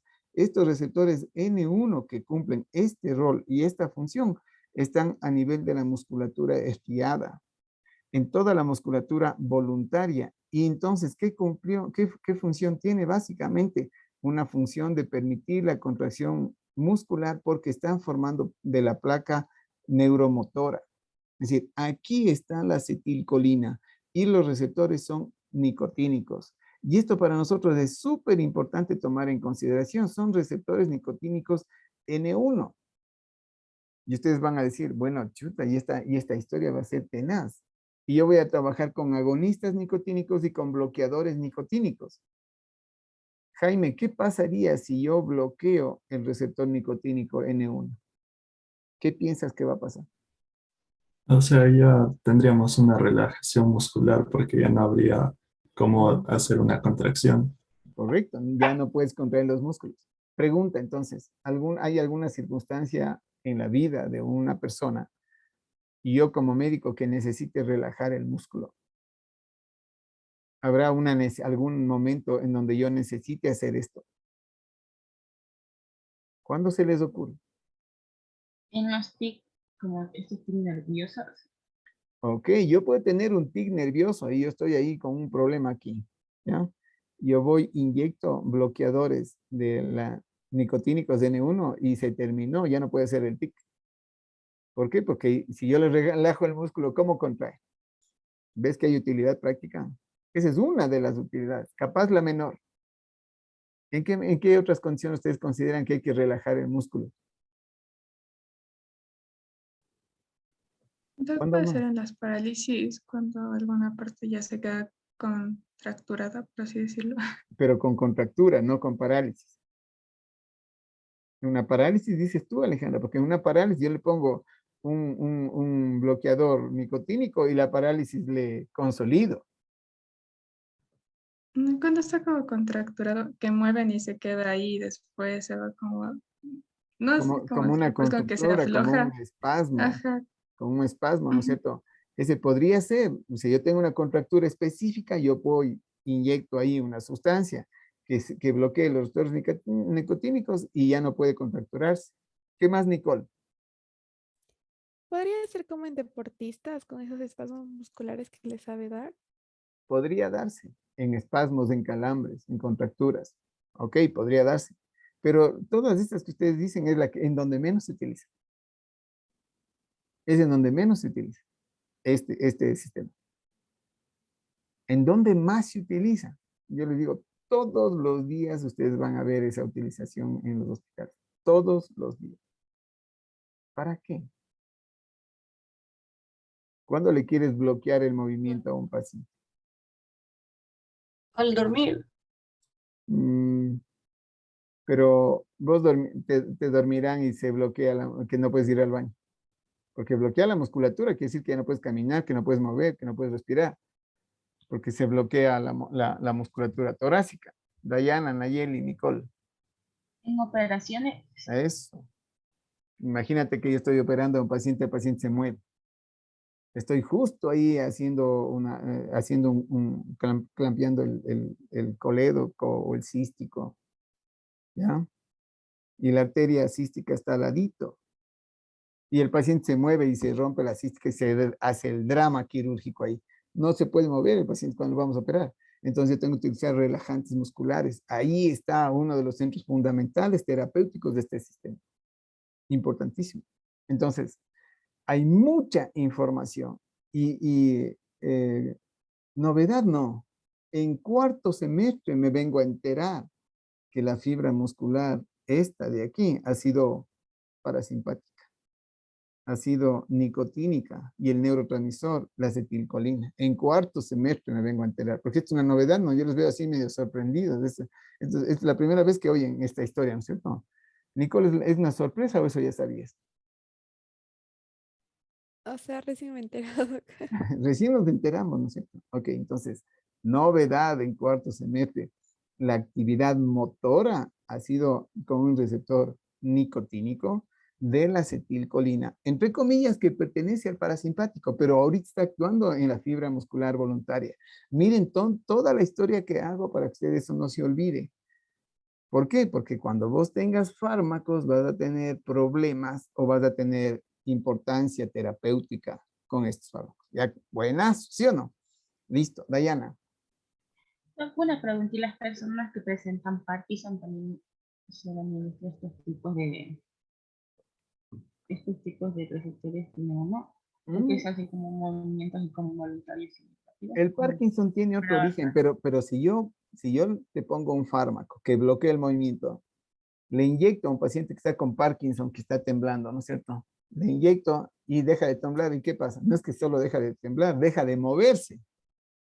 O sea, yo le inyecto y se queda en la cama sin movimiento respiratorio. O sea, si yo doy un proceso sistémico, todo se paraliza. ¿Mm? Entonces, pero yo tengo que ver en dónde están los receptores nicotínicos, pilas ahí en esta historia. Entonces, en crisis convulsivas puedo utilizar. Si el paciente está en una crisis convulsiva, si no tengo cómo, yo le inyecto un bloqueador nicotínico y verás, se relaja. Pero como también se relaja la fibra muscular de los pulmones, entonces yo le inyecto y tengo que meterle en ventilación asistida. Porque si solo le inyecto, se muere nomás el paciente. No ves que no puede respirar. Porque la respiración es muscular, es la musculatura de la caja torácica. Si no tienes musculatura, ¿cómo hace su proceso mecánico el pulmón? Difícil. Entonces ha sido una novedad de cuarto semestre, ¿ya? Novedad de cuarto semestre para este tema. Entonces, es importante tomar en consideración este elemento, ¿de acuerdo? Ok, listo. Entonces, ahora, tengo dos tipos de fibras. Tengo las N1 y N2. La N1 se llaman neuromuscular y están en la placa neuromotora y tienen función motriz voluntaria de contractura muscular. Súper claro, ¿no es cierto? Las N2, estas están en cambio a nivel del sistema nervioso, formando parte de los receptores a nivel de los ganglios autónomos del sistema nervioso central en la médula. ¿De acuerdo? Es decir, es una función totalmente diferente. Este es más central y esto va a nivel de la placa neuromotora. Perfecto, entonces para que haga esta función motora, en la placa neuromotora, la acetilcolina, los receptores N1. ¿De acuerdo? Entonces, eso determina que este paciente con miastenia gravis interprete que cuando yo tengo un problema muscular aquí, o está dañado el receptor o está dañado el sistema de la acetilcolina. ¿Se dan cuenta? Y esta es una función motora, pero aquí está involucrado este neurotransmisor. ¿De acuerdo? Ok. Listo los receptores nicotínicos. Ahora vamos a los receptores muscarínicos. Los receptores muscarínicos son receptores ligados a la proteína G que actúan a través de un segundo mensajero. Eso ya nos conocemos, ¿no es cierto? Ahora, pilas a esto, de nuevo, yo voy a dar la información y usted va a reflexionar. Hay 5 tipos de receptores muscarínicos, M1, M2, M3, M4 y M5. De estos 5 receptores muscarínicos, el M1, el M4 y el M5 actúan sobre el sistema nervioso central. Quiero decir que actúan con funciones centrales. M1, quiero decir el inicial, y los dos últimos, M1, M4 y M5, actúan a nivel central. Y ahora entonces, ¿qué quiere decir la función central del parasimpático? Entonces, David, hazme acuerdo cuál era la función central del simpático para diferenciar la función central de la función periférica. ¿Cuál era, David? La función central, la dilatación. Central, ¿por qué es central la dilatación? Porque está relacionado más con la dilatación de los grandes cuerpos. El simpático. Esa es función central. No. No, nos hemos estado olvidando. No dimos la prueba el sábado y se fregó, se fue al agua. Eso quiere decir que si no damos la prueba, de nada, este sábado, pero a la fija, ¿no? Nayeli, ¿cuál es la función central del simpático? Como activar procesos cognitivos, es decir, estar como más alertas, más alertas. Atento, pilas, en clases. Esa es función simpática. Pilas, alerta, despierto, concentrado. Esa es función central. Y la función periférica, David, así sea en el ojo, pero es función periférica, o sea, la midriasis, el aumento de la frecuencia cardíaca y todo eso son funciones periféricas porque están en los órganos efectores. Esa es la diferencia entre central y periférico, ¿de acuerdo? ¿Sí? Ahora busquemos la función central del parasimpático y la función periférica. Las periféricas ya saben, miosis, broncoespasmo, bradicardia, hipotensión, aumento de la digestión, aumento de la salivación y funciones periféricas. ¿Y cuál será la función central del parasimpático? ¿Alguien tiene idea de la función central del parasimpático? Del simpático era estar atento, concentrado, pilas ahí. Alejandra, ¿cuál será la función? Puede ser lo contrario a estar despierto, como entrar en un proceso de vigilia, perdón, de sueño, y también entrar en un estado de reposo o no sé, como Ok, una de más ellas bajo el nivel de energía. Una de ellas podría estar vinculadas con el sueño. Podría estar vinculados con el estado de vigilia y sueño. Podría. Pero hay 2 funciones del parasimpático que nos interesan mucho saber, porque cuando yo tenga fármacos anticolinérgicos van a afectar esta función cognitiva. Hay 2 funciones que son muy importantes. ¿Qué dicen, Nayeli? Tal vez justo derivado de este mismo sueño, tal vez que se dé el proceso de donde uno genera memoria de las cosas, tal vez. Eso, porque uno recuerda y acumula, ¿no es cierto? Nosotros estamos preparando, acumulando, las ideas se acumulan en forma de memoria. Entonces, mira, memoria, voluntad, es el concepto de sueño, atención, descanso, relajación, ¿ok? Pero emocional, o sea, aquí en la cabeza. La memoria y voluntad. Entonces, yo les voy a llamar para que se activen con esto, para que no quede así para que no pierdan la memoria de este conocimiento del parasimpático. ¿Ustedes conocen alguna sustancia que hace que pierdas la memoria y la voluntad? Todos los días, desde en los noticieros. Eso. Esa es la fuente fundamental de información. ¿Cuál? La escopolamina, doc. La escopolamina. Pilas, entonces, ¿en dónde ha estado la escopolamina funcionando? Yo le doy escopolamina y pierde la memoria y pierde la voluntad. Y le digo, vamos al banco, vamos al banco. Saque la plata, saca la plata. ¿Sí? Así funciona. ¿No es cierto? La escopolamina. Entonces, esto es muy importante. ¿Qué función? Una función central. ¿De qué? ¿De qué sistema? Del parasimpático. Entonces, les cuento estos datos para que ustedes vean la función fundamental que tiene. ¿Quién hace esto? Los receptores M1, M4 y M5, que son receptores muscarínicos parasimpáticos. Memoria, voluntad, vinculado con el sueño. ¿Han oído las dulces sueños? ¿Se han oído de las dulces sueños? Porque se noquea con la escopolamina, ¿no? Les das la escopolamina, se olvidan, pierden la voluntad, le dan toda la plata y se quedan caos dormidos. Y si donde la dosis se le va, entonces ese sueño puede ser eterno. Donde se le va la dosis de la escopolamina, el sueño puede ser permanente, eterno, ¿no? Entonces, pilas ahí a la jugada. Miren lo importante para nuestro conocimiento en nuestra sociedad, este sistema. ¿De acuerdo? Buenazo. Ok, los receptores M2 están en el corazón. Si están en el corazón, los receptores M2, Alison, ¿qué función tiene? Si vos ya sabes las funciones periféricas.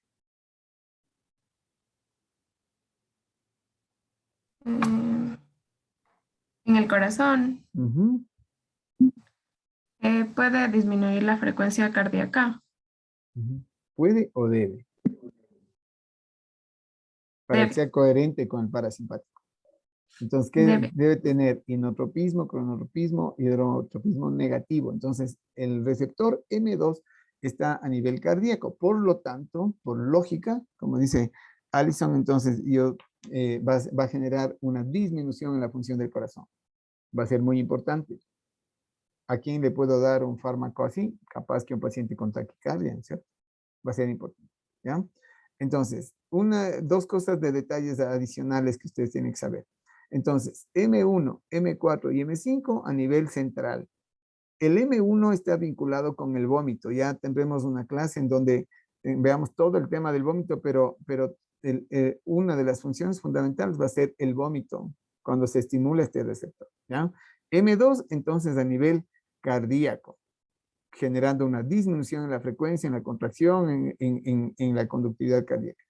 Y finalmente el M3 está en la musculatura lisa y a nivel de los vasos sanguíneos y en las glándulas.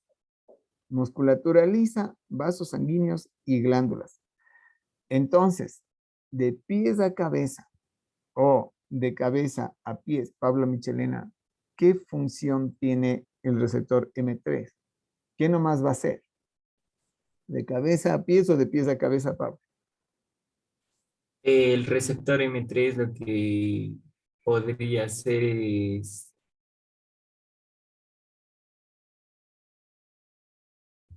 ¿Qué dice Pablo? Tal vez lo del... una broncoconstricción tal vez, o tal vez un Vaya. aumento de secreciones. En orden de pies a cabeza, Pablo. Para no coger así tiritos, tiritos, tiritos, en orden. De pies a cabeza o de cabeza a pies. ¿Qué función va a tener? No sé, Doc, tal vez De pies a cabeza. O sea, vas de la cabeza. Ya. Bajas de la cabeza, aquí tienes los ojos. ¿Qué va a pasar con los ojos? se van a contraer. ¿Cuáles?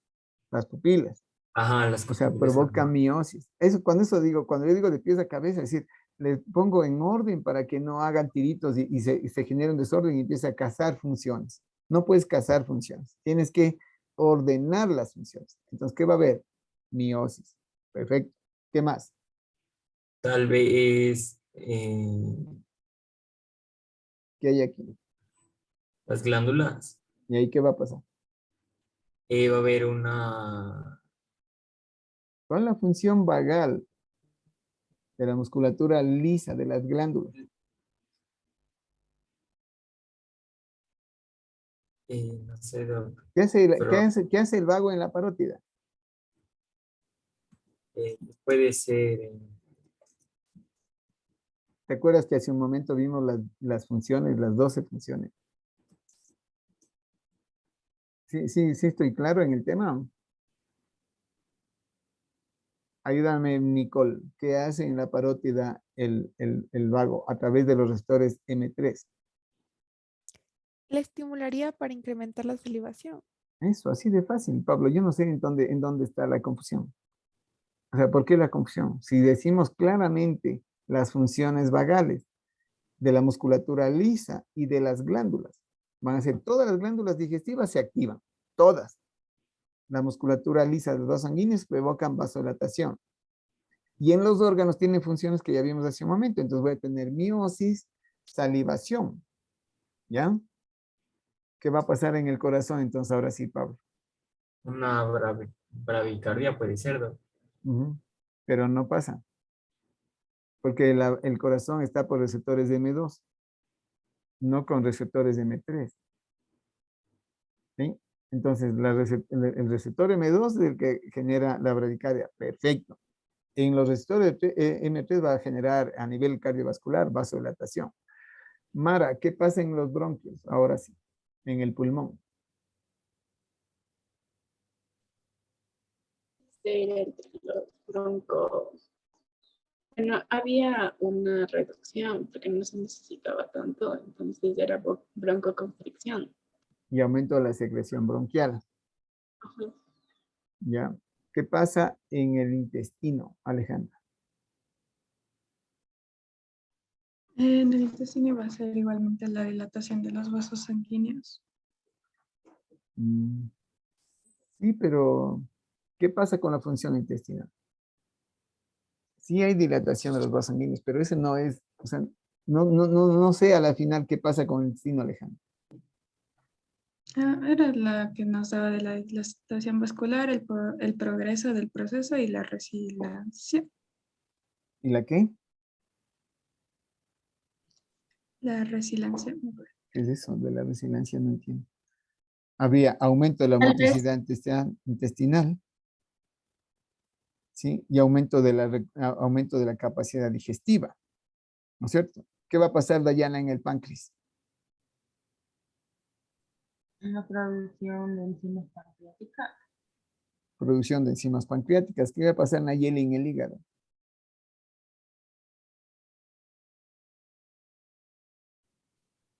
Tal vez sea esto de que aumenta la producción de enzimas. En el hígado. El hígado tiene dos funciones, pero centrales. O sea, si me dice aumenta la función de enzimas, es muy corto para lo que es el hígado.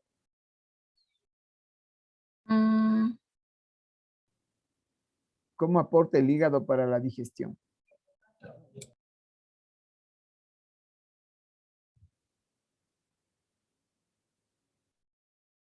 ¿Qué dice Nicole? Me resulta un poco extraño que esté medio lidiando con esta historia, porque aparentemente está súper clara las funciones del A través parasimpático de que la vimos en bilis. rato. Nayeli, de nuevo no te escuché. A través de la bilis, en el caso del hígado, sería como lo más central. Promover la liberación de la digestión. bilis para generar la digestión. Esa es la una función del hígado. Y la otra función, ¿qué dice Nicole? Iba a decir lo mismo, Doc. Y la otra función del hígado, porque es la función exócrina del hígado. Y la endocrina, O sea, va a liberar las hormonas, a ver. ¿cuál? Glucógeno y glucagón era. Ya, pero ¿va a liberar o qué es lo que va a hacer el hígado? Para el proceso de reposo. ¿Qué hacía el hígado? De la energía. Almacenamiento, es decir, va a bloquear la glucólisis y va a generar la glucogenogénesis. Va a hacer depósitos, Nicole. depósitos de glucosa, depósitos de grasa. Eso va a pasar en el hígado. ¿Ya? ¿Qué va a pasar, Pablo, a nivel genital?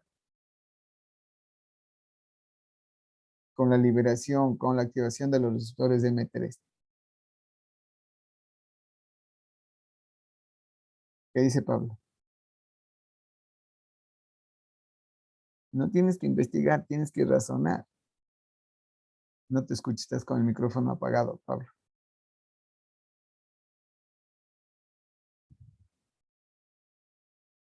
Estás con el micrófono apagado, Pablo.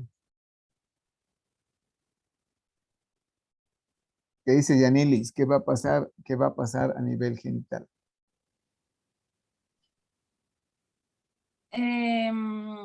En la sexualidad masculina va a estimular la erección y la excitación.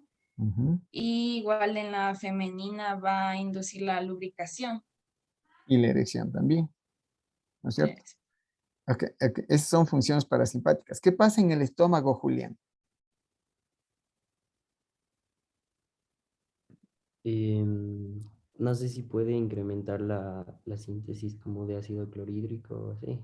Eso, estimula la producción del ácido clorhídrico y la motricidad del estómago y la producción del ácido clorhídrico, ¿no es cierto? Entonces, si se dan cuenta ustedes, eso es súper importante. Encontramos en los receptores de M3 una fisiología brutal con todos los órganos del sistema digestivo, vascular y de musculatura lisa. ¿Qué va a pasar, Anaí, en la vejiga? Se va a contraer para producir, para que se pueda permitir la micción. Ujú. Perfecto. ¿Qué va a pasar, Alison, a nivel del recto?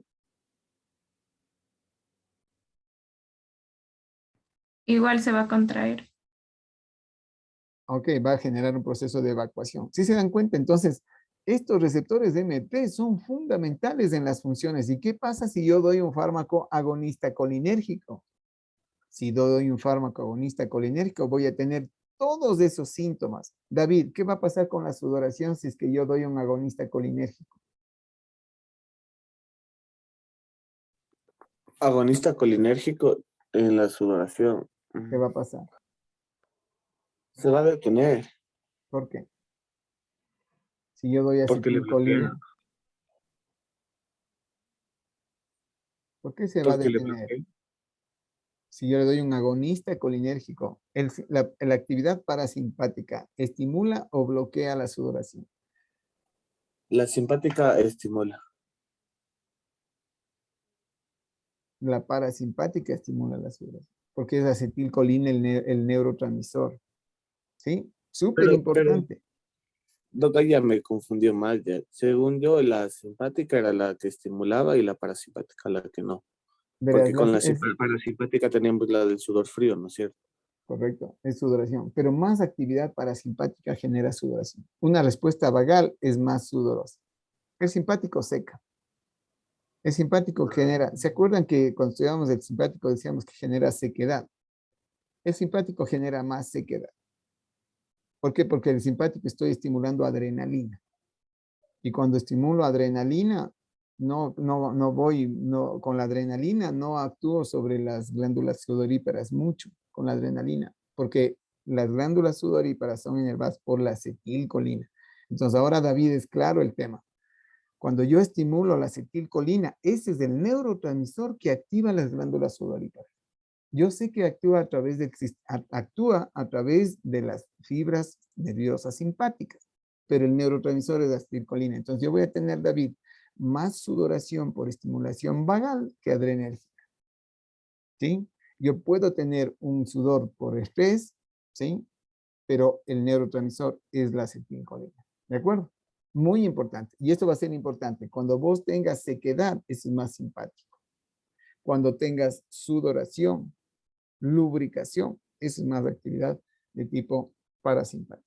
¿De acuerdo? Entonces les invito a ir a revisar bien las funciones parasimpáticas con el razonamiento que nosotros hemos tenido ahora. Entonces, Daniel, ayúdame con un resumen de los receptores M1, M2, M3, M4 y M5. ¿Qué función tiene cada uno de ellos?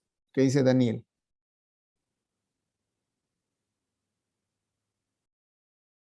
No está el Daniel con nosotros.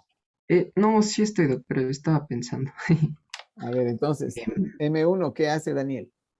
M1, M4 y M5. Creo que estos son los más complejos y tenían que ver con la memoria y la atención. Atención es simpática. Atención. Entonces es el proceso contrario, como que no es anestesia, como que Acuérdate de la analgesia. escopolamina.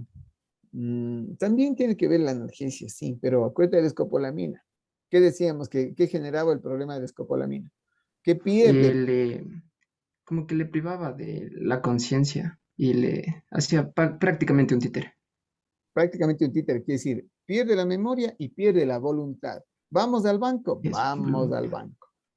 Saque la plata, deme la plata, le das la plata. Pierdes tu voluntad. ¿No es cierto? Memoria, voluntad, sí, y tiene que ver con el sueño, las dulces sueños. ¿Ya? Es importante, inductor, ¿no es cierto? Es muy, muy importante que está vinculado a un contexto de sueño. Y vamos a ver qué tipo de sustancias son esas. ¿De acuerdo? Yanelis. Doc, le quería preguntar de qué depende el tiempo que dure en una persona la escopolamina. ¿Es de la cantidad que le ponga? De la concentración. Sí, o sea, normalmente en el tema central, el parasimpático está vinculado con el despertar, estar despierto, estar con memoria, con la voluntad. Si yo le bloqueo eso, induzco sueño. Si yo lo bloqueo. Si yo le bloqueo este sistema, pierde la memoria, pierde la voluntad, pierde el estar despierto, ¿sí? Y por lo tanto induce sueño, un anticolinérgico, que ya ven que la escopolamina va a ser un anticolinérgico, ¿no es cierto? Es un bloqueador y por eso se llaman las dulces sueños. Nayeli. Sí, o sea, entonces lo contrario de este anticolinérgico que sería la escopolamina vendría a ser estas pastillitas que usan para dormirles, pero o sea, no para ayudar a dormir, sino para dormirles. No sé si. ¿Cuáles pastillas sirven para dormir?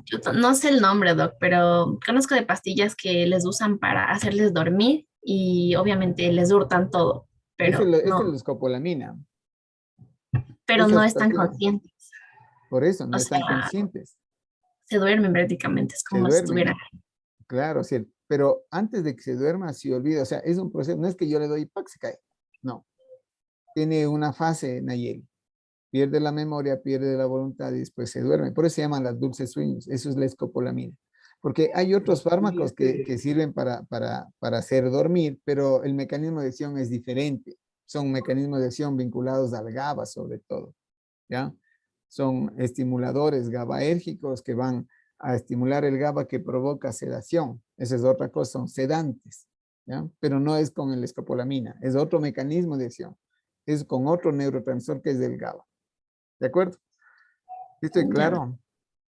Ok. Tengo una pregunta. David. Entonces la escopolamina actúa sobre los receptores de los DM3, ¿no es cierto? Eso. Ese va a ser un rollazo, pero a nivel central.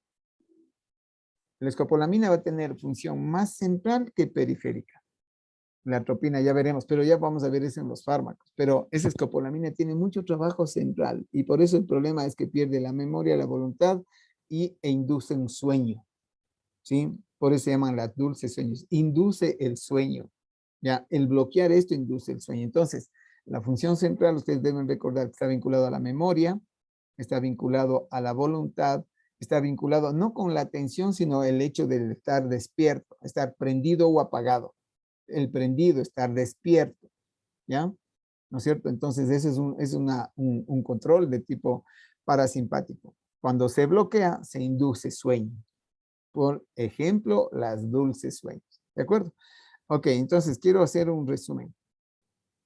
Digo entonces que los receptores de M1, M4, M5 actúan sobre el sistema central, el corazón, el M2 y el M3 a nivel de la musculatura lisa. O sea, es un relajazo en la musculatura lisa, porque va de pies a cabeza con todo lo que tenga musculatura lisa, vasos sanguíneos, órganos estriados, quiero decir, órganos involuntarios, pulmones, bronquios, vasos sanguíneos, aparato digestivo, hígado, páncreas, vejiga, recto. Es decir, todos los elementos en donde yo voy a tener esta función a través de los receptores M3. Un ejemplo de ellos en el estómago que decía el Julián, produce liberación de ácido clorhídrico. ¿Cómo funciona esto? Para dar un ejemplo, ¿ya? Aquí tengo la célula de la pared del estómago. El estómago produce ácido clorhídrico, ¿no es cierto? Mara, ¿en dónde se produce el ácido clorhídrico? ¿Dentro de la célula o fuera de la célula? Es buena pregunta. ¿Qué pasará si se produce dentro de la célula, Mara? Es un ácido.